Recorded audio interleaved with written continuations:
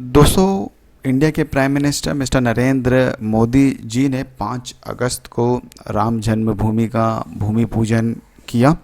और इसके पीछे बहुत लंबी जर्नी रही है। लीगल कह सकते हैं आप, रिलीजियस, पॉलिटिकल कह सकते हैं।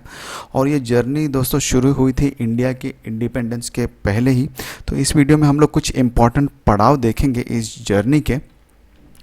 और ये जो केस था दोस्तों, जो राम जन्मभूमि और बाबरी मस्जिद केस था, ये अराउंड 69 ईयर्स चला था। और फाइनली इसको सुप्रीम कोर्ट ने इसको एंड किया था पिछले साल नवंबर के महीने में। और ये जो साइट थी वो हैंडल कर दी गई थी राम जन्मभूमि न्यास, जो कि एक ट्रस्ट है और सेंटर द्वारा जो कि मैनेज किया जाएगा, ये बनाया जाएगा ट्रस्ट। इसके अलावा मुस्लिम्स को भी 5 एकड़ की ज़मीन दी गई है, जिसपे कि वो अपनी एक मस्जिद बना सकें। तो इस वीडियो में हम लोग यही देखेंगे कि एग्जैक्टली इम्पॉर्टेंट क्यों था यहाँ पर राम मंदिर बनना, कौन कौन सी पार्टीज़ थी इस केस में, पहली बार ये केस कब आया था जुडिशरी के सामने, बाबरी मस्जिद को कब डिमोलिश किया गया था, 2010 में इलाहाबाद हाई कोर्ट ने क्या जजमेंट दिया था, और क्या कोई ऐसे सबूत मिले थे कि इस मस्जिद के नीचे मंदिर ही था। मैं Shashi Thakur, welcome to Book Hive Educators. तो सबसे पहले हम लोग देखते हैं अयोध्या के राम टेम्पल का इम्पोर्टेंस। तो दोस्तों, हिंदू माइथोलॉजी के मुताबिक जो भगवान राम है उनका जन्म हुआ था सरयू नदी के किनारे अयोध्या में, जो कि आज का अयोध्या टाउन है, फैज़ाबाद डिस्ट्रिक्ट में लोकेटेड है, उत्तर प्रदेश में। दोस्तों, यहाँ पर लोकेटेड है अयोध्या। तो हिंदू माइथोलॉजी के मुताबिक यहाँ पर इनका जन्म हुआ था। और क्योंकि इनका जन्म यहीं हुआ था, इसीलिए हिंदू लोगों ने यहाँ पर एक मंदिर बना दिया था इस लोकेशन पे, एंशिएंट एरिया में। ये पुरातन काल की बात है। तो रामा को दोस्तों, राम भगवान जी को विष्णु का अवतार भी माना जाता है। और पूरे हिंदू समाज में इनकी पूजा की जाती है। और रामायण के मुताबिक दोस्तों, राम का जन्म यही हुआ था, इसीलिए इनको राम जन्मभूमि कहा जाता है। लेकिन मान्यताओं के मुताबिक 1528 में मुग़ल शासक बाबर ने यहाँ पर एक मस्जिद बना दी, बाबरी मस्जिद। और हिंदुओं का मानना ये है कि इस मस्जिद को बनाया गया था उस पुरातन काल वाले हिंदू टेम्पल को तोड़कर। तो 1850 में पहली बार दोस्तों वायलेंस होने लगा इस इशू पर। तो शुरुआती दौर में सुप्रीम कोर्ट ने भी कहा था कि जो उन्होंने सर्वे कराया था आर्कियोलॉजिकल सर्वे ऑफ इंडिया द्वारा, उसके मुताबिक यहाँ पर मंदिर नहीं था। ये शुरुआती दौर की बात है। तो लेकिन 6 दिसंबर 1992 को कर सेवकों ने इस बाबरी मस्जिद की चढ़ाई कर दी थी, इसको तोड़ दिया था। और मुद्दे की बात ये थी, डिस्प्यूट का बात ये था कि जिस ज़मीन पर ये बाबरी मस्जिद खड़ी थी वो 2.77 एकड़्स की ज़मीन पे डिस्प्यूट था। और फाइनली दोस्तों, अलग अलग कोर्ट्स की रूलिंग के बाद में 9 नवंबर 2019 को सुप्रीम कोर्ट ने ये पूरी की पूरी ज़मीन दे दी एक ट्रस्ट को, जिसको कि गवर्नमेंट बनाने वाली थी। और उसी ट्रस्ट को रेस्पॉन्सिबिलिटी दी गई कि यहाँ पर जो राम टेम्पल बनेगा उसके कंस्ट्रक्शन को वो मॉनिटर करें। तो 5 फरवरी 2020 को यूनियन कैबिनेट ने एक ट्रस्ट को अप्रूवल दे दिया। प्राइम मिनिस्टर ने इसकी घोषणा की थी लोकसभा में। इस ट्रस्ट का नाम रखा गया श्री राम जन्मभूमि तीर्थ क्षेत्र। और इसको इंडिपेंडेंस दी गई कि ये डिसीजंस ले सकती है राम टेम्पल के कंस्ट्रक्शन के मामले में और जो भी इश्यूज़ इसमें आते हैं।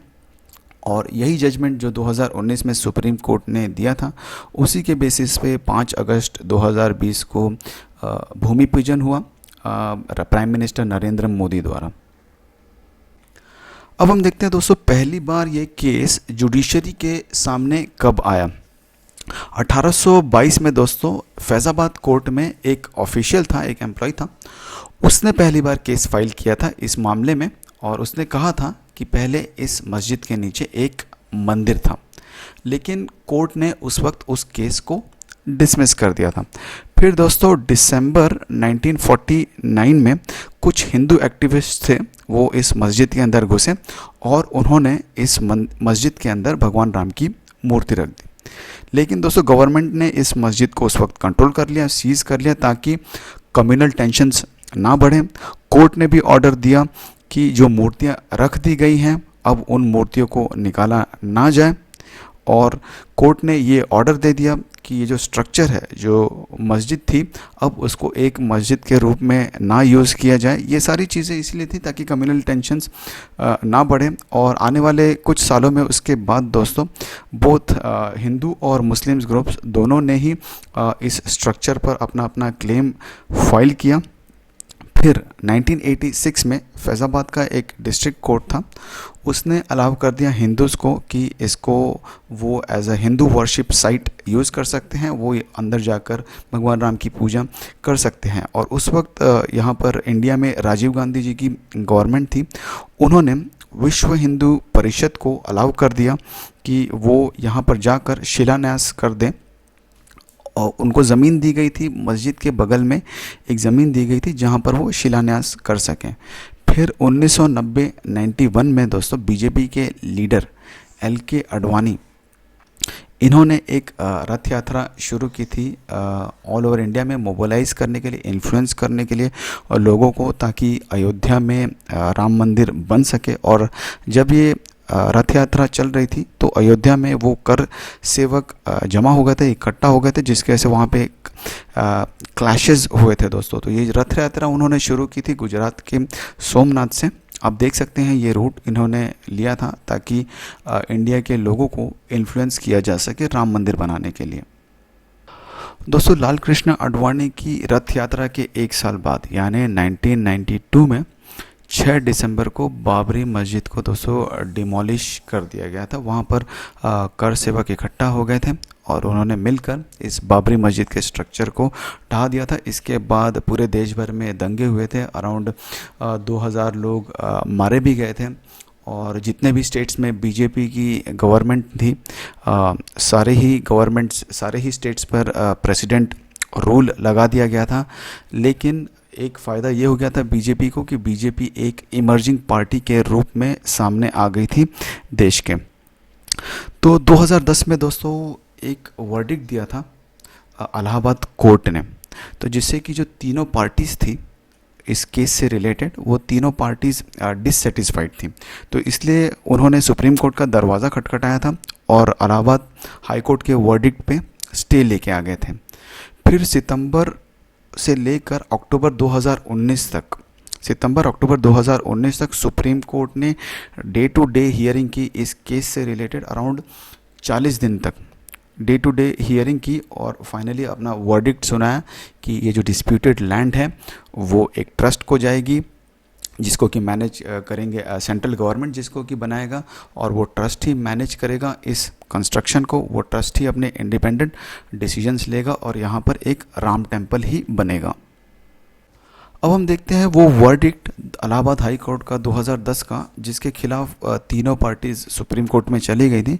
तो दोस्तों सितंबर 2010 में इलाहाबाद हाई कोर्ट ने रूलिंग दी थी और उसने जो डिस्प्यूटेड एरिया था मस्जिद वाला, उसको उसने ट्राइफरकेट कर दिया था, यानी 3 हिस्सों में बांट दिया था और तीनों ही पार्टीज़ को एक एक हिस्सा मिलने वाला था। इसी की वजह से तीनों पार्टीज़ नाराज़ थे और सुप्रीम कोर्ट में उन्होंने दरवाज़ा खटखटाया था इस ऑर्डर पे स्टे लाने के लिए।